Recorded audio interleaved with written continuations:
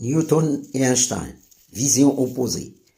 Newton pense que le temps se déplace sous forme d'une flèche vers l'avant continue et homogène, dans un univers stable. Et la masse ne change pas. Après 190 ans, Einstein rejette cette vision, avec des preuves mathématiques. Pour lui, le temps est lié au mouvement. Si un corps se déplace par une grande vitesse, le temps devient très long, et il est impossible qu'un corps dépasse la vitesse de la lumière. Et la masse est affectée par la vitesse, et plus le corps est rapide, sa masse s'agrandit.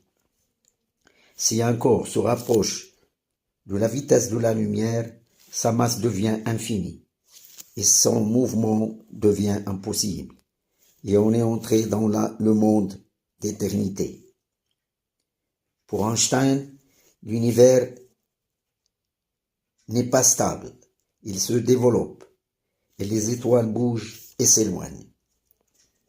L'astronome américain Edwin Hubble, par son télescope, a confirmé cette vision d'Einstein.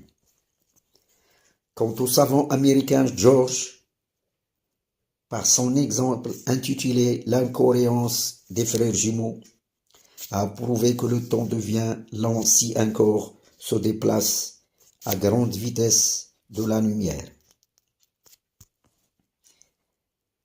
Supposons deux frères jumeaux de 10 ans, un reste sur la Terre et l'autre sur une fusée avec vitesse proche de la lumière en direction d'une autre planète loin de la Terre de 20 années-lumière aller et 20 retours.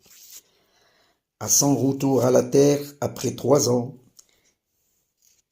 il aura comme âge 13 ans, tandis que son frère aura 50 ans, soit 10 ans plus 20 allées et 20 retours. Une montre atomique déposée dans une fusée à vitesse proche de la lumière à son retour à la Terre, la montre atomique était trop lente, il n'a pas beaucoup bougé. Par la relativité du temps d'Einstein,